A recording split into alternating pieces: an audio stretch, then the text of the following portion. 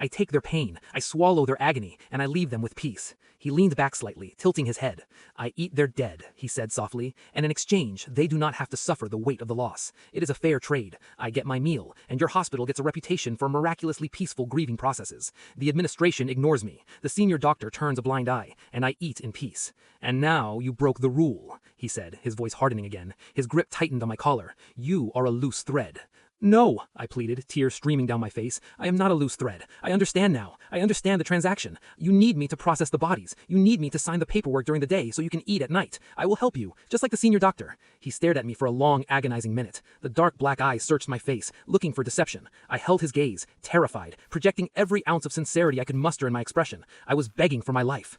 A new arrangement, he muttered softly. He leaned in close, his cold, wet lips pressing against my ear. If you ever speak of this to the living world, he whispered, his voice vibrating directly into my skull, I will not wait for you to end up on a metal tray. I will come to your home. I will tear you open while your heart is still beating, and I will eat you whole. Do you understand?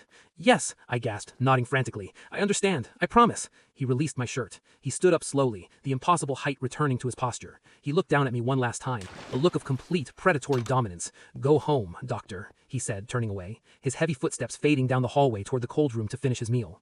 I lay on the floor of the autopsy suite for a long time. My entire body was shaking uncontrollably. When I finally found the strength to stand, I stumbled out of the room, ran up the back stairwell, and burst out into the cold night air of the parking lot. I haven't been back to the hospital since. I called in sick for the last 3 days, but I know I have to go back tomorrow. I know that if I quit, if I run away, he will think I'm going to break the arrangement. He will think I'm a loose thread. I'm writing this here because I need someone in the world to know the truth. I need this terrible secret to exist somewhere outside of my own head, because the weight of it is crushing me. I'm a doctor. I took an oath to protect the living, and to do that, to survive, I have to feed the dead to a monster. Tomorrow morning, I will put on my scrubs, I will walk into the morgue, and I will nod to the old janitor with the mop. I will do what is necessary to survive, so I will never, ever stay past 6 o'clock again.